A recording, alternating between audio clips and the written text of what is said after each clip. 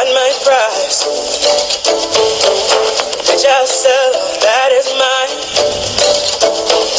Think money rules when all else fails. Go sell your soul, keep your shell. I'm trying to protect what I keep inside.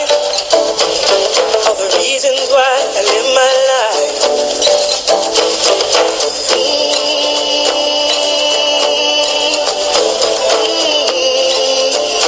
It's our pleasure to welcome you, dear listeners, the members of AMI, Peace Newspaper, and Mauritanian English bloggers on Facebook to this new episode of our weekly podcast, Friday Palace.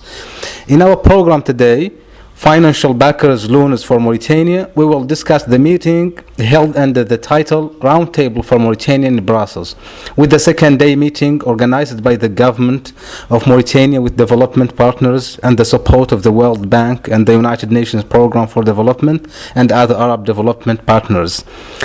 The Prime Minister's speech in the conference was marked by a pitiful tone that reflects the governmental policy to convince the donors by revealing a small part of the national misery.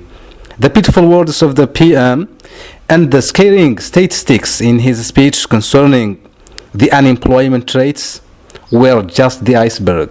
Now, Mauritania will receive $3.2 billion in development aid from international donors as reported on Wednesday, July 23rd. At the conclusion of the two-day roundtable, Prime Minister also said that the pledges were beyond all expectations. Mr. Ali Sheikh, what do the common people expect from these financial loans? Thank you, Talib. Loans and loans and loans from Brussels, Paris, and Tripoli are given to Mauritania for Mauritanians, but ironically enough, common people had never known where these loans go or how they are invested. These loans are huge, and become big amounts of money that Mauritania is in a desperate need for, especially in a critical situation the whole country has been misleadingly going through. In this context, it's legitimate to raise some questions about what the common poor and marginalized Mauritanians expect from these loans granted to Mauritania.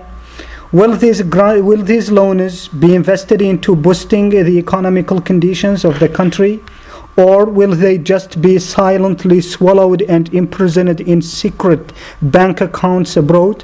Aren't these loans nothing more than mirages and illusions looming in the far horizon that common people can never reach? I think it's relevant to say that we are talking about loans, not donations or endowments.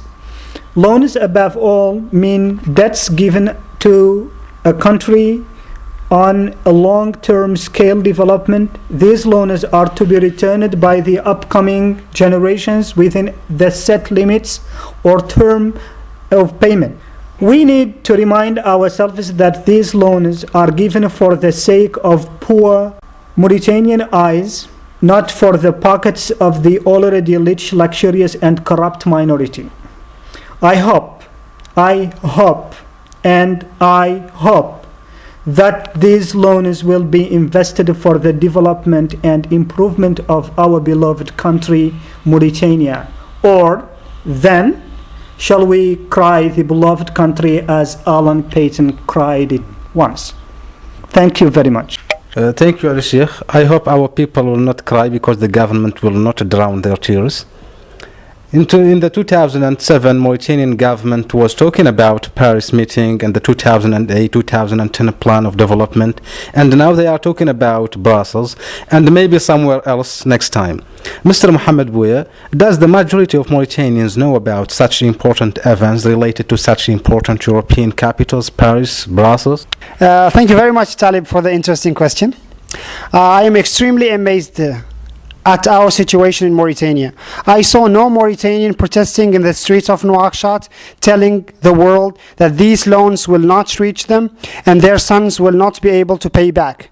Some Mauritanians do not know about Brussels, and they do not know that these roundtables are very crucial to their future.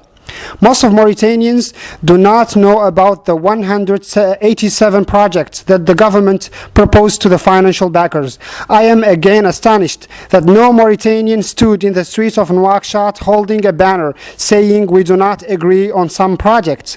But I should thought of it. International crises are more important to us Mauritanians than our domestic affairs. Yes, that is the key to it. And when there is no TV channel that instigates them to go to the streets to protest, they will never do. It is clear that Mauritanians should have protested to show what they think of Brussels Round Table, at least to show that they care about the future generations, because it is obvious that future generations will not be able to pay back. Finally, most of Mauritanian websites posted news items saying that Mauritanians congratulate themselves for this piece of news. But I wonder how they congratulate themselves of something they will never smell, as the saying goes. Yet I wonder at the collective wisdom that says fish and petrol have bad odors and they did not smell them. Please, Mauritanians, entertain yourselves with the billion-dollar figures and sleep in order to wake up in the middle of the nowhere. And thank you very much. Thank you, Mohamed Bouya. On mentioning projects, the government has declared 187 projects of development on its agenda in the roundtable. Mr. Mohamed Yahya, could you please enlighten us by talking about these projects? Are they really long-sighted projects? It's true that the government has well prepared for the Brussels meetings, and the goal was getting enough hard currency to finance 187 projects. It seems that these projects related to development, but we don't know more details about such so-called projects. All what I know is that people of this country are extremely in need to the assistance, and the financial backers did well when they provided Mauritania with more than $3 billion. This huge amount of money is capable of changing the economic and social life in Mauritania if it's well managed. It's not the first time that Mauritania gets huge loans, and I'm sure it will never be the last. The Prime Minister admitted 2 days ago in Brussels round tables that 40% of Mauritanian people are under the line of poverty. In addition to that, there are so many challenges such as drug smuggling, terrorism, clandestine immigration, and so on. The latest statistics showing that 420,000 people are jobless, basically of youth. It seems that the situation is terrible, and the international community has been very comprehensive. Well, now the public treasury is supposed to be full of money, at least to achieve the 187 projects that have already been introduced to the financial backers. I hope the actions speak louder than words. At least, let's wait and see. Thank you, AMI administrators, Mr. Ali Sheikh, Mr. Mohamed Bouya, and Mr. Mohamed Yahya. Thank you, AMI dear listeners, wherever you are. Till our next podcast, this is Abdul Muttalib. Have a nice time.